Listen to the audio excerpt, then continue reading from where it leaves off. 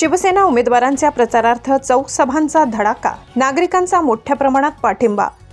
नाशिक महानगरपालिकेच्या निवडणूक मतदानासाठी अवघे 2 दिवस शिल्लक असताना शहरातील प्रचार वातावरण अधिकच तापले आहे। सर्वत्र राजकीय पक्षांनी प्रचारात आघाडी घेण्यासाठी जोरदार प्रयत्न सुरू केले असून त्याच पार्श्वभूमीवर प्रभाग क्रमांक 26 मध्ये शिवसेना शिंदे गटाच्या उमेदवारांनी चौक सभांचा सपाटा लावलाय।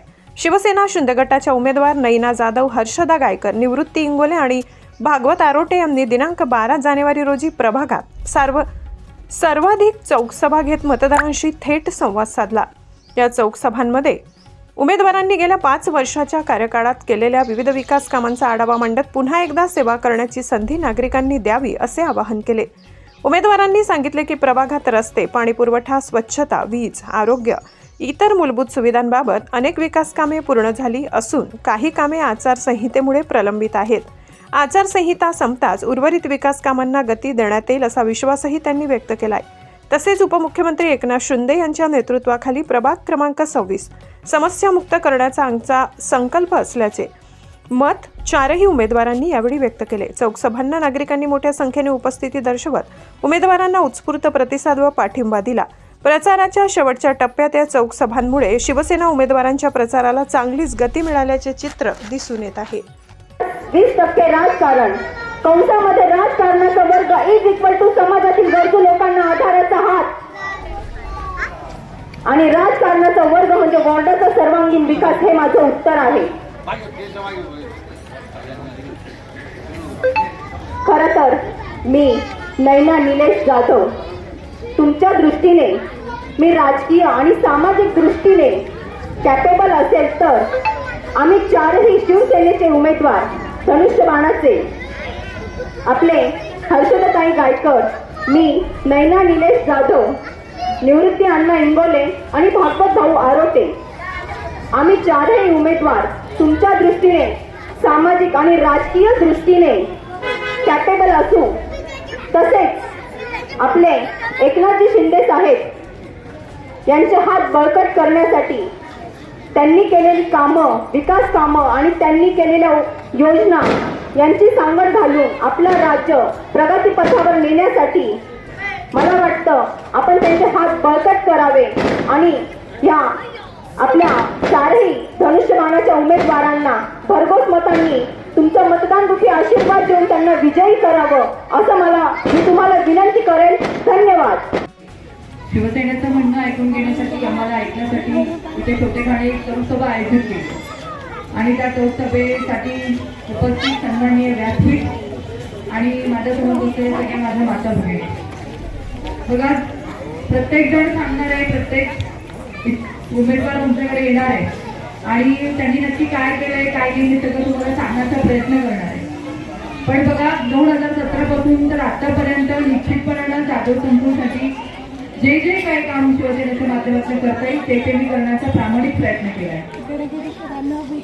उदाहरण द्यायचं म्हटलं तर तुम्ही बघताय ट्रेनिंग ब्लॉक असेल, गणपती मंदिराचा परिसर असेल, त्यानंतर जाधव संकुलचे सगळे काम पूर्ण केले। निश्चितपणे काही कामं बाकी आहेत, परंतु मी तुम्हाला चारही उमेदवारांच्या वतीने, शिवसेना पक्षाच्या वतीने शब्द देते की येणाऱ्या पंचवार्षिकमध्ये 1-1.5 वर्षामध्ये जी काही कामं बाकी आहेत त्याच्यात सगळ्यात प्रामुख्याने जी काही रस्ते बाकी आहेत ती सगळी रस्ते आपण कॉम्प्लीट करून त्याला साईडनी प्लेविंग ब्लॉकचं वचननामा आम्ही तुम्हाला दिला आहे।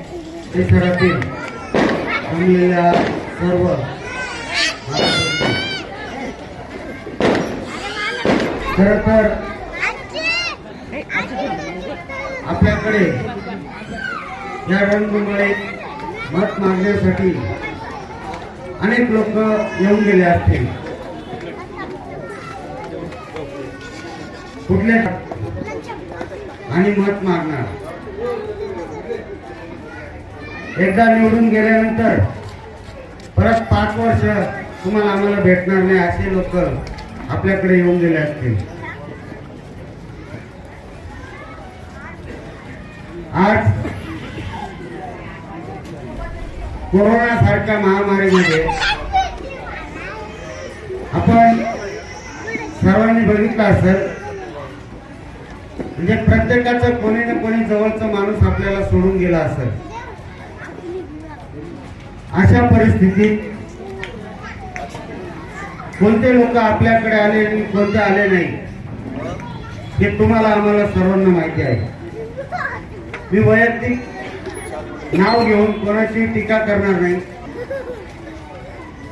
जे तुम्ही आम्ही किंवा आपल्या या पिढीने बघितलं असं मला वाटतं महामारी परत कोणालाही पाहायला न भेटो. आज या कोरोना महामारीमध्ये आम्ही ट्रॅक्टर घेऊन प्रत्येक नागरिक सुरक्षित राहावा याच्यासाठी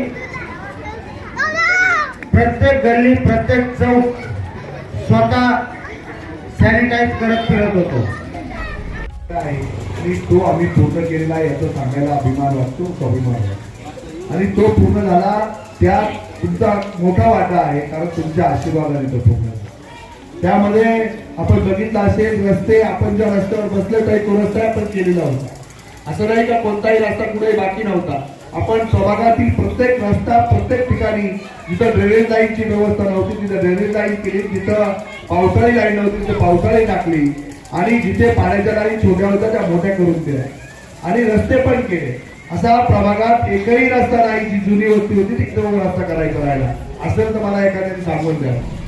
आणि जी आज येऊन तुमच्याकडे मतं मागताय त्यांनी 13 वर्षापूर्वी जे 12 ते 17 काळाचा कालावधी होता त्यांनी आम्ही जसे 225 कामाचे तुमच्याकडं पत्र दिलं आणि ही कामं आम्ही केली. मला वाटतं त्यांनी 5 वर्षात 5 कामं तरी दाखवली पाहिजे. पण ती अशाच नवनवीन बातम्या पाहण्यासाठी आमच्या महाराष्ट्र क्रांती न्यूज या यूट्यूब चॅनलला लाईक करा, सबस्क्राईब करा आणि बेल आयकॉनला प्रेस करा.